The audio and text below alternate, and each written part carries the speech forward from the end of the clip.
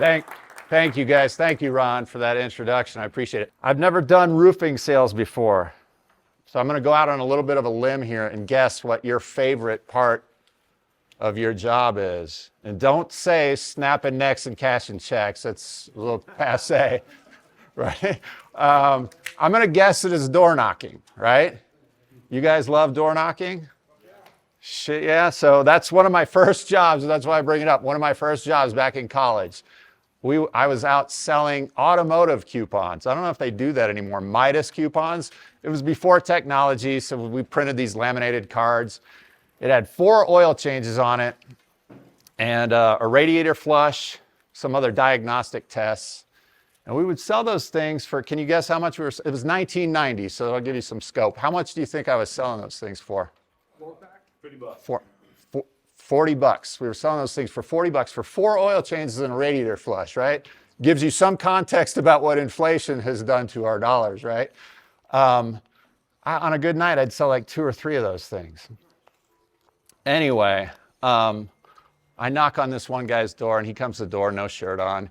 He's got a 12-inch butcher knife in his hand. Really obvious, right? And I'm like, holy shit. That's a great way to answer the door, actually, if you're like trying to get rid of a salesman, right? It's a perfect litmus test. Is this guy going to use his wits? Is he going to use humor?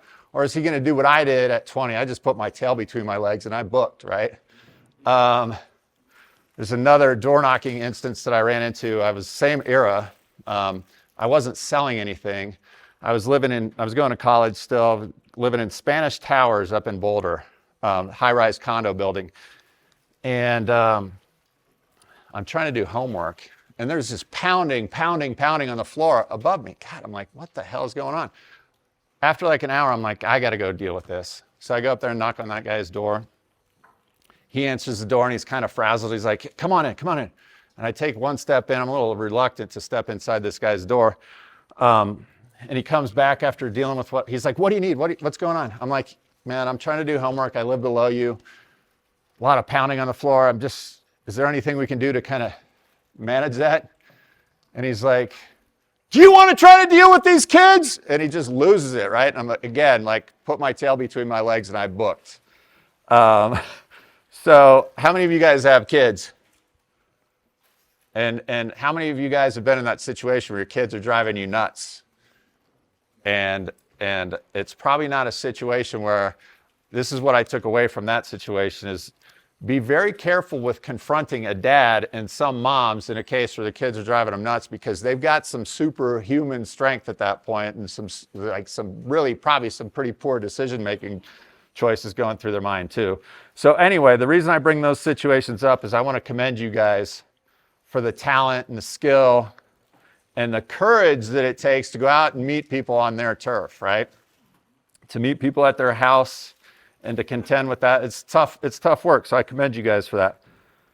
I started bugging Rachel about this, doing this presentation like late last summer when I noticed you guys were having a huge year, right? The biggest hailstorm, I don't know, I was told in 20 years. I've been corrected on that. But it was a big year and you guys made a lot of money. And so the point of that was I wanted to catch you guys before you got out and bought one of these. This is known as a monster truck or a roofer's truck, or AKA, it's also known as a depreciating asset, right? And that's kind of one of my points today is I want to try to talk about, and look, I'm not above it. I was 27 years old. I made a little money the year before in the mortgage business, and my thing was I bought a convertible Porsche. So I'm not above it. I'm just trying to help some of us from reinventing that wheel. So obviously the point of this is that investing in smart things is something to think about. If it was up to the media, they would have us all investing in gambling. How many gambling ads are on any gambling, drinking? I know you guys are gambling. Drinking, vacationing, smoking weed, or trying to impress people that do not matter, right? We'd be doing that 24/7 if it was up to the media and advertisers, right? You may as well just light your money on fire and just watch it burn because it ain't doing you any good. The good thing is people are kind of getting attuned to this. The media is totally untrustworthy. Most people are kind of zeroing in on that. And most of it is just totally encouraging you to be self-sabotaging.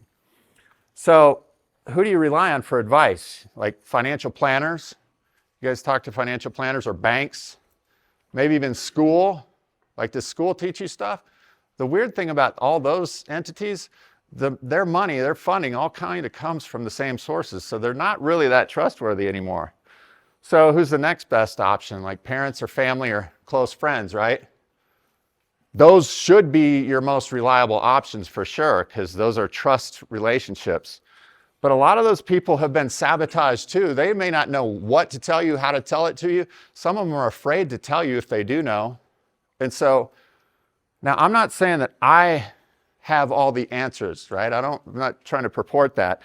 I am asking you to consider trust as an element, who you're going to listen to. Trust is a very important thing. And I'm saying never trust anybody carte blanche. Have you guys ever heard of the term caveat emptor? Anybody? Tell me.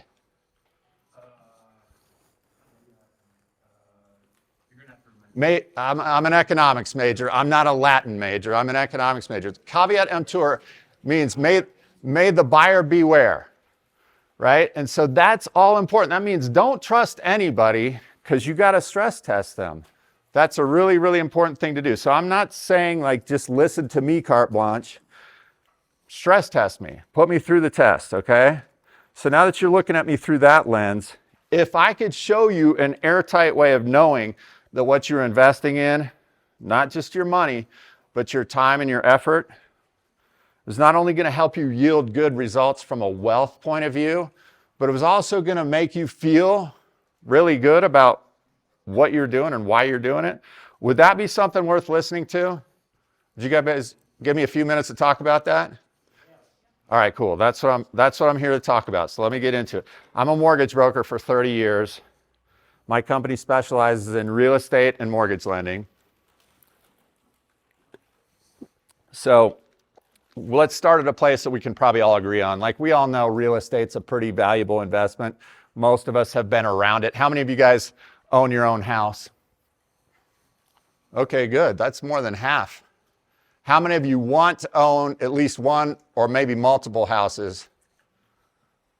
That's more than half. Everybody wants. So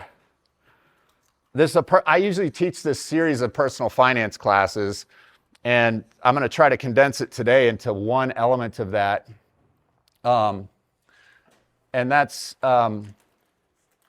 that element is the forced savings element. And if I could get this thing to play right, it's supposed to say forced savings. If I could get it to play, there it is. And particularly, the one element of forced savings is real estate. So let me explain forced savings, what I mean when I say that. Retirement accounts are something super duper easy. Do you guys have a retirement account at Interstate? No? Okay. You guys, how many of you guys have IRA or SEP IRAs or good? That's a little harder to set up, but it's still pretty easy to do. Set it up and start contributing to it. People on payroll, it's easy. You just you call HR, turn it on, and that thing is working in the background. That's part of what I mean by forced savings. Warren Buffett says, turn it on and forget about it. Like, if you don't find a way to make money while you're sleeping, you're going to work till the day you die, right? We all kind of are getting that idea in our mind, but we got to turn the things on that make it work. Real estate is the second easiest way, aside from turning on your retirement account, to make it work, because it's pretty easy in this country to buy a house. Nowhere else in the world can you borrow 95% of the money to buy a house. This country is really unique in that respect. Now, the timing, this financial planner told me like a year ago, this concept of time in the market versus timing the market, because I was jumping in and out of stocks all the time thinking I can figure out this stock market game. But time in the market is really the critical aspect of both your retirement account and real estate. The longer you're in it, doesn't mean much the first year or two that you're in it, but after 10, 15, 20 years, you see the power and it magnifies tremendously. The good thing for you guys, and then why the timing is kind of important for you guys, is last year, I think your commissions were probably pretty good.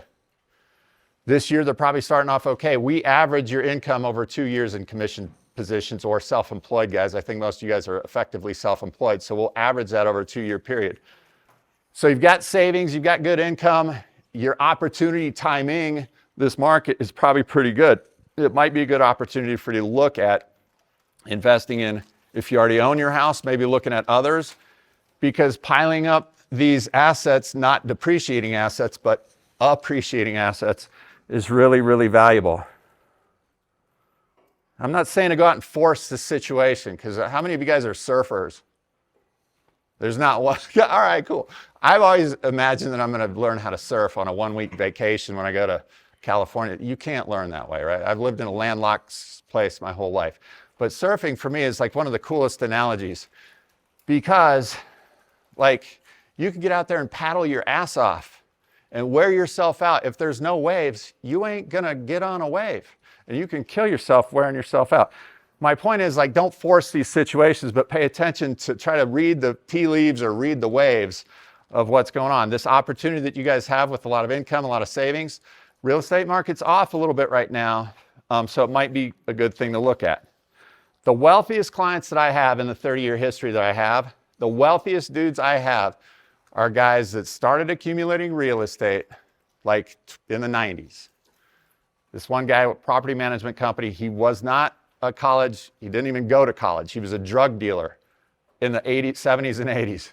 Started buying some houses, bought his own house, started a property management company in the 90s, started paying attention to what his clients were doing, and he just started accumulating stuff. And he had like 10 or 12 houses in the early 2000s.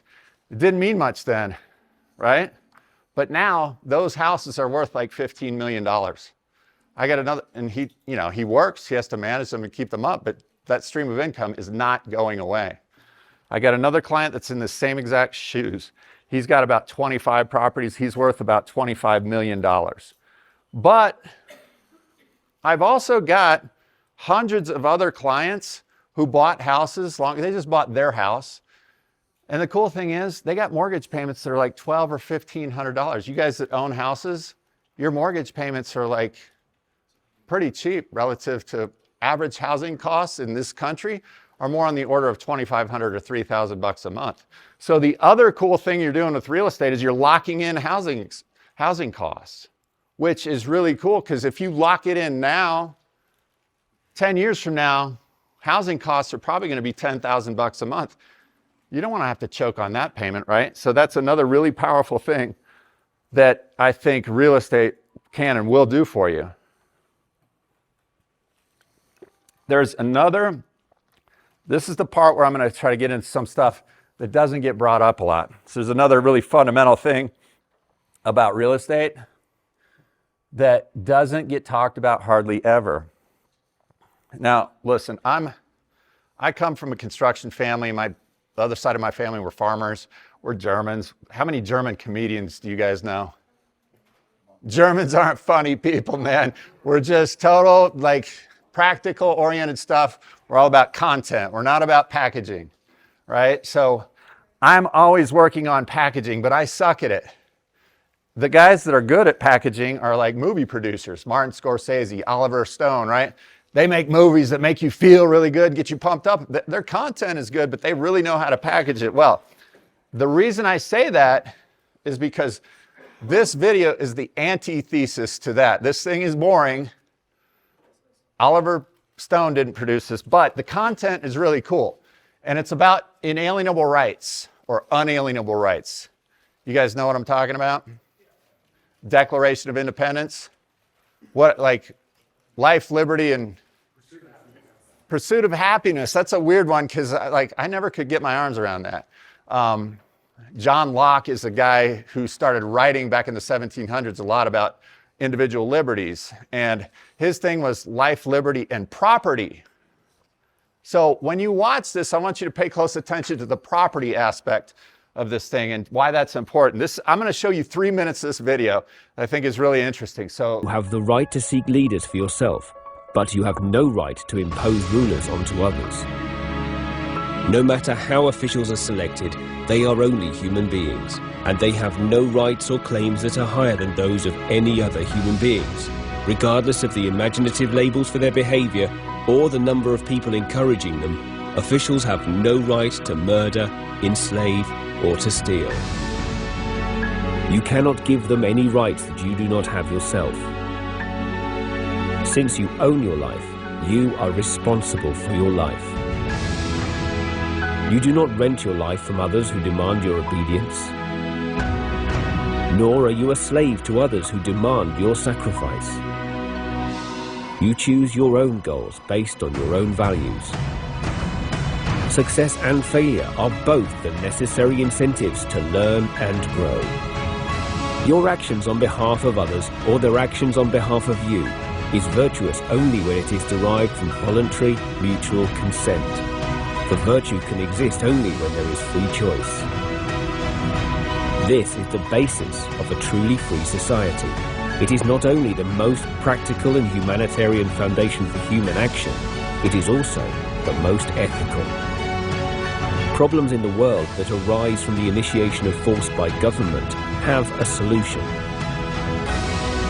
The solution is for the people of the earth to stop asking government officials to initiate force on their behalf. Evil does not arise only from evil people, but also from good people who tolerate the initiation of force as a means to their own ends.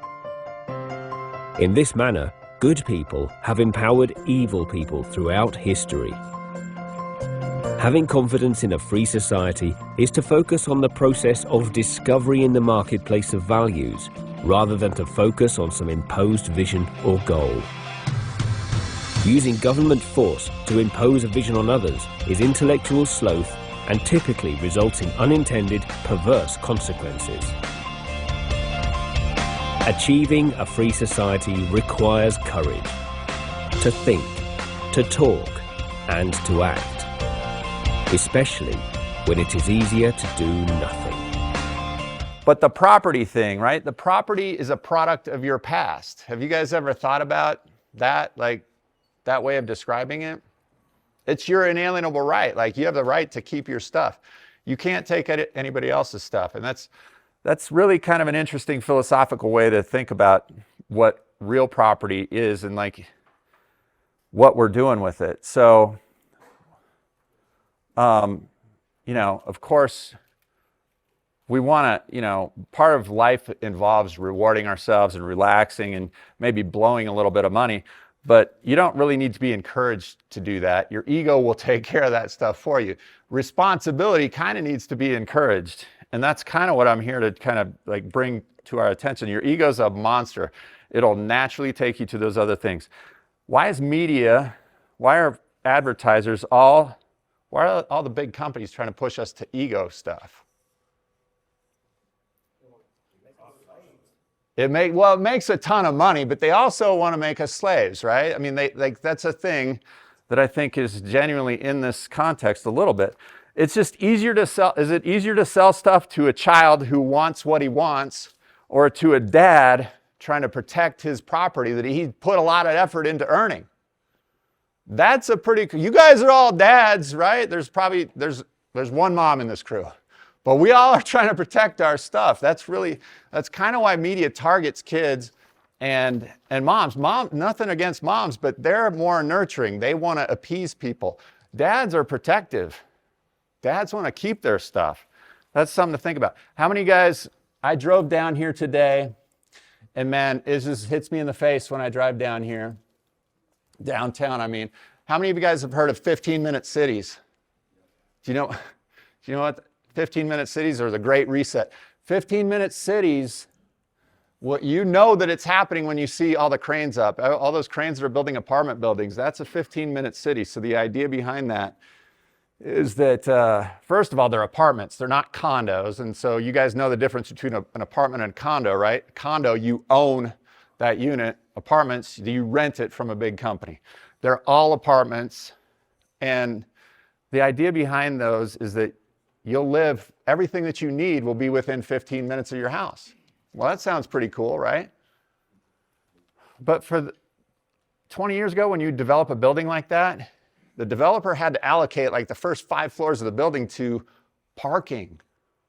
There's no parking in any one of those buildings. And I didn't really pay attention to that until about a year ago. And I was talking to a developer. He's like, yeah, there's no parking.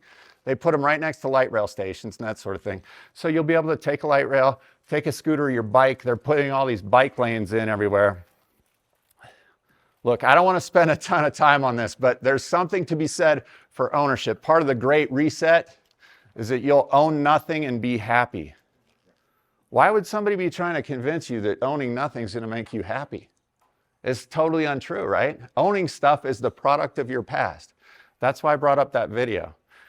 I would recommend, I'll send it to you again because it's really cool, worth watching the rest of that. The consent thing is another really, that mutual consent thing is something we don't spend a lot of time talking about or thinking about either.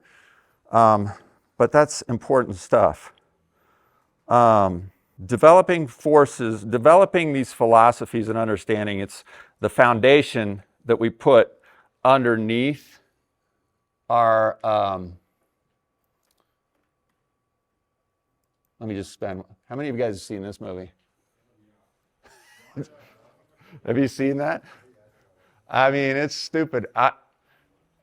For those of you who haven't seen it, go. It'll take you like 60 seconds, and I'm not even gonna play. I was gonna play a minute of the video just so you get the gist. But the gist is that a lot of people are just becoming total, like, non-thinking goofballs.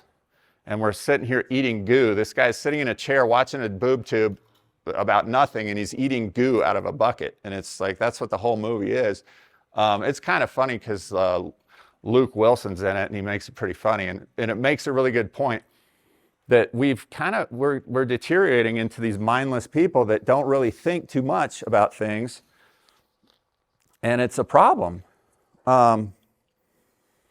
So my point is that these philosophies that we put underneath ourselves, this inalienable rights philosophy, our mindset, these are the things that we need to put in place to build our real estate empire on top of, right? Because what if your real estate's taken, what if your property is taken away from you? What if it got hit by a tornado and you didn't have insurance? What if you lived in Ukraine and your house got bombed? What do? Wait for, there you go. You could have, we're the insurance policy for the whole world, right? But seriously, like, sometimes your stuff gets taken away. I mean, sometimes that's the best thing for you, because what happens, have you had some people in your life, or have you lost your job? You've lost a lot of things. What happens to you personally when you lose all your stuff? You start over. It's a gut check. But one thing about a gut check is you become really, really humble, right? You put your tail between your legs and you start paying attention to things a little bit more humbly. And when there's nothing left, there's one thing left that's in all of us. It's our willingness to work. Like, that's what I used to tell my kids all the time. There's one thing that solves every problem in life. Your willingness to go out and put your head down and start doing some work, right? It solves every problem. And like the talent and the skills and all those things that you're building up over time, obviously that helps. But the thing that I mentioned earlier about a guaranteed method of knowing what you're investing in, if you guarantee yourself that you build a habit of working hard all the time, you're going to be more optimistic. You're going to be more confident. And if you're more confident, you're just going to be more successful, right? There's no question. Every successful person I know is confident. There's a difference between cockiness and confidence too. Like, cocky guys are just big mouths shooting off their mouth, and we know plenty of those people too. But true confidence isn't so loud and boisterous. It's a little bit more reserved, and it's just, you know when you meet it. You know when you see it. But how do you focus that willingness to work into something that's really, really powerful? And I think it's, how many of you guys know this guy, Zig Ziglar? You guys heard about him? He's an old-fashioned sales trainer. And if you can't read this, I'll just read it. It says, you can have everything you want in life if you just help enough other people get what they want. That's powerful, man. That's powerful, because if you focus your willingness to work on that, and look, this isn't just my idea. These are some Bible quotes from the Bible. Do I was going to say, where's that from? No, the first one, do not withhold good from those to whom it is due when it is in your power to act. The second one, a generous person will prosper. Whoever refreshes others will be refreshed. This is like cool stuff because it's telling us, this is like 2,000-year-old book or more, telling us that this stuff isn't new. Like helping other people is what we're about. Humans are social creatures. Aside from Thanksgiving dinners, which we've had some blowouts there, but aside from Thanksgiving dinners, humans' main strength is our ability to cooperate, right? You can't build a pyramid, you can't build a bridge, you can't even build a fire a lot of times without some help. You guys watch that show, Naked and Afraid? Watch that show. It's a testament to the idea that you can't do a lot of stuff alone. It's just hard as hell. This idea of helping other people. So apart from being in student government or maybe helping your girlfriend carry her books home from school, what's the next elements of our life when we start beginning to learn how to help other people? When we have kids, right? We have kids. When we have kids, it's like, and when I stopped and looked at this, I mean, maybe that's how we start learning how we're going to help other people, right?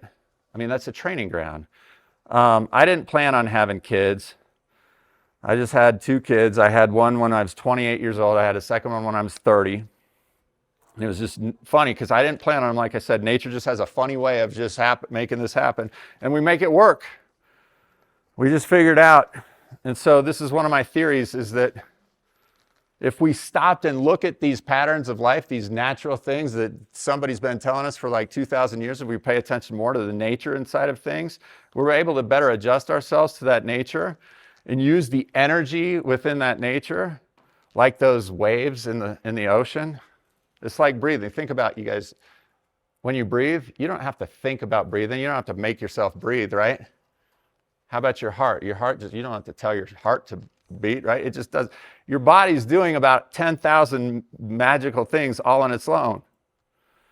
The analogy that I'm trying to make here is the one about helping other people. We don't get encouraged to do that a lot either. The media will never tell you to do that.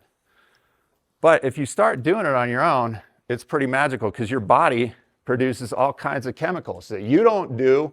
It just does it. Serotonin, adrenaline, all kinds of chemicals start coming out of your body. It makes you want to do it more. There's a natural energy and power within that. And when you have kids, you're transformed from someone who's learning how to be self-sufficient to learning how to teach other people how to be self-sufficient. And it's a training ground. I just have started to look at it as a training ground for learning how to help other people. I'm not saying you all have to have kids. We all have to have kids to figure it out. We can learn how to help others just on our own. But the chemicals that get produced is pretty magical. And I'll just tell you a little bit about my life and my family just for a little diversion here. I got divorced from my kid's mom when they were young. And so for about 10 years, like I'm dating other women and struggling with stuff and, partying a lot when my kids weren't with me, going through a bloody divorce, 7 years of mess. I don't recommend that, by the way. There's probably a few people in here who know what I'm talking about, but I was pretty lost. And then in 2009-ish, it was the mortgage meltdown. I'm a mortgage guy, I remember. That sucked. I lost a lot of financial things. I lost a rental property. And my humbleness was coming upon me. It wasn't there yet, but I was getting humble. And so I met this gal. I met my current wife when I was 40, and she was recently divorced too. And she had twin boys, a few years younger than my kids. My best friend is like, dude, what are you doing? Why are you dating this girl with kids? You're about 5 years away from being home free. You could go down. Once your kids are gone, you could go down to Brazil. We had a buddy in Colombia who's a single guy living the life down there. How many of you guys have heard of Passport Bros? So, you've heard of it? If you haven't heard of it, Passport Bros, go type it into YouTube. It's pretty interesting, right? We didn't have Passport Bros down there, but he's just telling me, like, take the selfish path. For whatever reason, I did not take that path. And that was probably one of the best decisions I've ever made in my life. I don't know why exactly I did it, but the stars lined up and I committed to my wife, Tara, and her 2 boys. One of those boys is severely autistic. His name is Jack. This is Jack. I know you can't really see this picture. I wish I could blow it up more. Those aren't slip-on shoes he's wearing. Those are his running shoes. He likes to cut things, so he cuts the top off his shoes, and that's him modeling those shoes. This is him with his mom. This is Jack. I don't know if you can see this. He's got popsicle sticks. I didn't know what OCD was until I met this kid at 7 years old. OCD is powerful, right?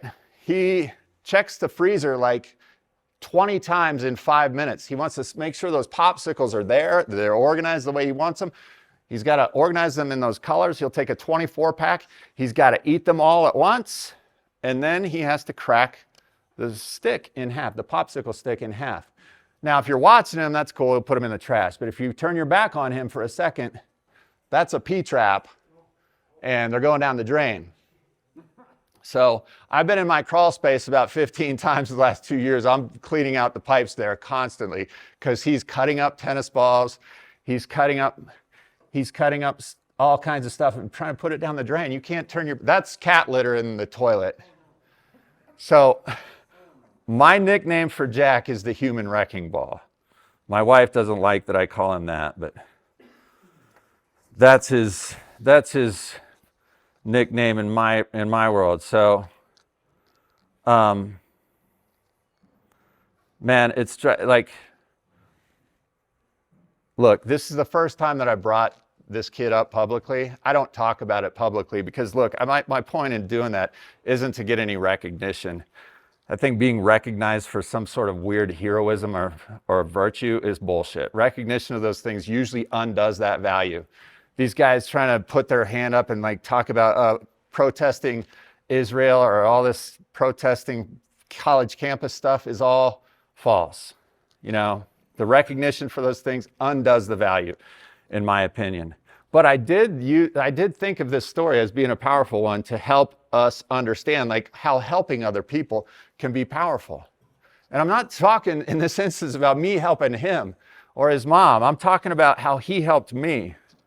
Because up until a year ago, I just would get totally pissed. I mean, you guys can imagine, he's cracked off about 25 faucets. We went into a showing one time to look at a house, and we're all checking out the house. My wife and I, we turned our back on him. He cracked off the kitchen faucet in a house that wasn't ours. And all of a sudden we hear, shh, the freaking faucet was spraying up into the ceiling. This kid is stressful on a good day. But what I finally realized after I spent 13 years trying to how am I going to fix this kid? I got to do something to figure him out. This kid is an immovable force of God. I'll just tell you that. There's no other question. You can't fix him. And finally, well, I've thought a lot of times about driving him off the Royal Gorge Bridge, right? But then I realized they don't let you drive on the Royal Gorge Bridge. So I got to find another way, right? So I've been seeing shrinks and I've been reading books. The last couple of years have been tough for me. I've lost a lot of friendships. COVID's been hard on all of us. And finally, after a year of just meditating and thinking about this, I think I found some humbleness, some magic, something that told me to get outside of that me monster ego that's in me.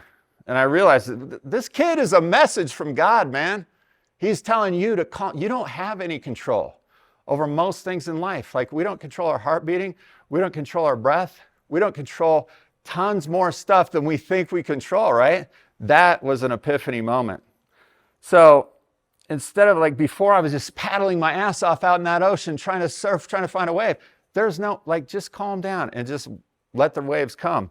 And I think I've kind of find that place where if I stop trying so hard and listen to that message that God or the universe or whatever it is trying to tell me, that's a really key element to life. And that's part of what I'm talking about, this solid foundation. I know this is hard to see too, but it's philosophy and mindset and planning that go underneath our real estate stuff. The real estate stuff is obvious, but what we put in underneath it isn't so obvious. This is the stuff that I'm talking about. If we master this, and it's not like a magic thing, it doesn't just show up on you. You don't know when it's coming. Like for me, it took me all this trial and tribulation to find it. But when you start finding it, sometimes you need quiet to find it too. I always take walks. I live near Bear Creek over in Lakewood, and I'll take walks down by that river. And my buddies used to fly fish, and I could never understand why guys like fly fishing so much. But now I understand it, man. Rivers are really cool. It's quiet down there. And I see people with earphones in. I'm like, why the fuck are they listening to earphones? I don't care what you're listening to. It can't be as cool as whatever nature is kind of providing for you at that point. So sometimes my point is that being quiet, listening to the stuff that's around us is a really good way to tune into that antenna, that we're all an antenna. This is the best computer that was ever invented. We just got to listen to it. And some of the, that doesn't mean there's not a lot of obstacles in life, because there's tons of them. But the thing is, if we view them as God's way of telling us, or the universe's way of telling us something, instead of like feeling sorry for yourself is really, really negative place that I've been caught in, a lot of us get caught in. But feeling sorry for ourselves is just pointing the finger at somebody else or keeping our attention away from what's important. It's hard for you to be pissed off or make bad decisions when you're helping other people. That's part of that chemistry that I mentioned to you. Your body wants you to be helping other people. That's God's way of telling you, do that thing. And if you're ever feeling like the guy in the video that I didn't show you, the guy that's eating goo out of a bucket in the Idiocracy movie, if you ever feel like you're that guy, well, just go out and try to help some other people, because it'll snap you out of that mindset. Our egos are really big when we're young. We usually got to get kicked in our teeth a little bit. When we're young, we haven't been through that yet, so it's hard for us to consider. That's why maybe some of this stuff sounds a little cheesy or a little utopian right now. When you get kicked in your teeth a few times, you start to understand, well, some of this is probably pretty valuable. So for the younger guys, I just ask you, let this stuff simmer a little bit. Consider quiet time. Consider the energy and strength and stamina, consider the energy that this stuff has in it, and pay attention to that. As you get older, your strength and your stamina, all that stuff goes away. And so when you were younger, you could rely on that stuff to do work for people.